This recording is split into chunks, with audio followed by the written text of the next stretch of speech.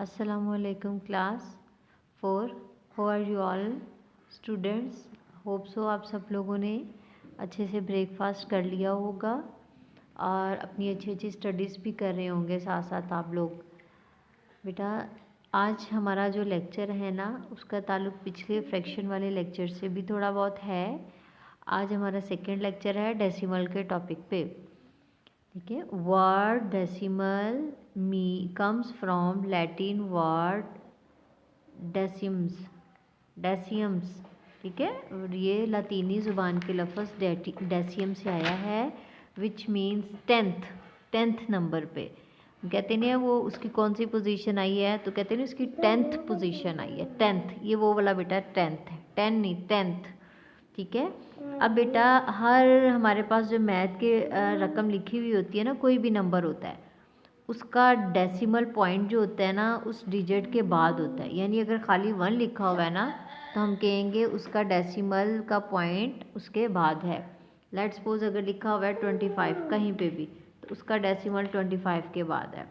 अगर 100 लिखा हुआ है तो 100 का डेसिमल का पॉइंट उसके बाद। यानी हर वैल्यू जो लिखी होती है ना और उसका डेसिमल का पॉइंट नहीं लिखा हुआ अंदर, यानी वो डेसिमल में नहीं लिखी हुई, तो उसके एंड पे उसका डेसिमल पॉइंट होता है। वो जो कि लिखना ज़रूरी नहीं होता, इस वजह से आमतौर पर हम नहीं लिखते। अब आगे है 1 whole number is equal to 10 tenths. यानी एक पूरे का पूरा जो नंबर होता है ना वो 10 टेंथ्स में होता है। यानी कह लें कि उसके 10th पार्ट बना दिए गए होते हैं। जैसे 1/10, 1/10, 1/10, ऐसे 10 दफ़ा करने से जो है वो 1 होल पूरा बन जाता है। हमने पढ़ा था ना फ्रैक्शन के अंदर कि अगर 10 पार्ट हैं तो 10 में से बेटा जो एक कलर्ड होता है, ठीक है, वो हमारा क्या कहलाता है। इसको हम फ्रैक्शन में क्या लिखते थे 1/10। ऐसे ही है ना, एक कलर हुआ तो ऊपर कलर्ड वाला और नीचे टोटल जितने ब्लॉक थे 1/10। कहते हैं ऐसे इसमें एक अगले में कलर हो, यानी ऐसे 1/10, 1/10, 1/10, 1/10 ऐसे 10 मिल जाएं तो हमारा 1 होल 10 टेंथ्स के बराबर होता है। अब जैसे अब बेटा हम पॉइंट्स की तरफ आते हैं। पॉइंट्स में कैसे पढ़ते हैं। अब ये लिखा हुआ है 0.9, जैसे लिखा होगा ना उसको बोलना होगा, हम बोलेंगे 0.9 पूरा ऐसे बोलेंगे। क्या बोलेंगे 0.9 को 0.9 लिखा भी इसको ऐसे ही जाएगा। ये अगर मैथ्स में ऐसे लिखा है ना और आपको वर्ड्स में लिखने के लिए कहा जाएगा तो आपने इसको लिखना है 0.9। अब बिल्कुल इसी तरह से ये वाला डिजिट है 87.5, तो बेटा इसको लिखेंगे भी ऐसे कि 87.5। डॉट को बेटा पॉइंट कहते हैं। ठीक हो गया बेटा। अब नेक्स्ट है फ्रैक्शंस एज ए डेसिमल्स। यानी हम लोगों ने फ्रैक्शन तो पढ़ा है ना, बटे में लिखते हैं, ऊपर हमारा नोमिनेटर छोटा होता है डिनोमिनेटर बड़ा होता है। अब उसको फ्रैक्शन में कैसे लिखना है बेटा, उसका लिखने का ये तरीका होता है। देखें अगर 2/10 है ना तो बेटा 2/10 हम लोगों ने लिखा है ना, इस 0 की जगह हमारा 2 आ जाता है और 1 की जगह हमेशा पे पॉइंट आता है। अब लेट्स सपोज अगर कह दिया जाए कि 2/100 होता है तो 2/100 है अगर, तो 0 की जगह बेटा हमारा 2 आ जाएगा। इस 0 की जगह कोई डिजिट नहीं है तो वहाँ पे 0 ही लिख दिया जाएगा और 1 की जगह पे पॉइंट। तो हम लोग कहेंगे हमारा 2/100 जो है ना वो इक्वल होता है 0.02 के। ठीक हो गया। अब जैसे 9/10 है तो 0 की जगह 9 अब 1 की जगह पॉइंट आ जाएगा जैसे ये लिखा हुआ है। ठीक है। अब है डेसिमल एज ए फ्रैक्शन। अगर डेसिमल हमें दे दिया गया है तो उसको फ्रैक्शन में कैसे चेंज करते हैं। अब बेटा देखें 0.75 लिखा हुआ है ना, तो डेसिमल को ख़त्म करने से हमेशा 1 लग जाता है। जैसे पहले हमने देखा था ना तो 1 लगा हुआ था तो 1 को ख़त्म करके डेसिमल लग गया था। तो इसी तरह जहाँ डेसिमल वैल्यू के अंदर होगा डेसिमल को उड़ा देंगे, ख़त्म कर देंगे, उसकी जगह 1 ले लेगा और डेसिमल पॉइंट के बाद जितने डिजिट होंगे हम उतने 0 ऐड कर देंगे।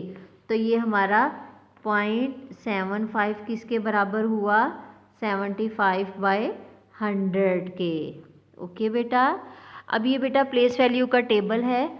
हमने 100, 10 एंड वंस या 1000 तक तो पढ़ा हुआ है, लेकिन आज हम पॉइंट्स के बाद का भी सीखेंगे कि पॉइंट को कैसे करते हैं। अब ये देखिए पूरी रकम है, एग्जांपल में 465, आगे पॉइंट आ गया, इसको पॉइंट ही बोलेंगे, 465.893। बेटा डिजिट के बाद वाली वैल्यूज़ को सादा सादा बोलते हैं, 893, इसको 893 नहीं कहा जाता। और बेटा वैल्यू के टेबल पे क्या होता है, अगर हम लोग तो पहले 100 लिखते हैं, फिर 10 लिखते हैं, फिर वंस लिखते हैं, ऐसे ही है। और पॉइंट के बाद बेटा कभी भी वंस नहीं आता, पॉइंट के बाद 10th से स्टार्ट होता है, 10th, 100th एंड 1000th, ऐसे इसको बोलना है। अब जैसे अगर लिखेंगे, इसको बोलने में आता है 465.893, इसको वर्ड्स में ऐसे बोला जाएगा। अगर बेटा इसको राइट करने की बात है ना, तो 4 की कौन सी प्लेस वैल्यू है, 100 वैल्यू 100 पे है ना, 6 की कौन सी है, 10 प्लेस वैल्यू है, 5 की कौन सी है, 1, अब पॉइंट की जगह पॉइंट। अब 8 कौन सा है, 8 बेटा 10th प्लेस पे है, मैंने बताया ना पॉइंट के बाद 10th आता है, 100th आता है, 1000th आता है, वहाँ पे वंस नहीं होता। अब 9 की क्या वैल्यू है, 100th प्लेस वैल्यू है, 3 की कौन सी है, 1000th प्लेस वैल्यू है। ओके हो गया बेटा, ये आपने इस तरह से इसकी और प्रैक्टिस कर लेनी है और एक्सरसाइज ईजी हो जाएगा सॉल्व करना। अब बेटा उसके बाद एक एग्जांपल और है डेसिमल के पॉइंट ऑफ व्यू से। अब अगर एग्जांपल आ जाती है 1.504, हम लोगों ने पढ़ा है ना, जो साइड पे 1 होता है वो पूरा होल होता है, और होल वाली रकम जो पूरी होती है उसको एक साइड पे लिख दिया जाता है।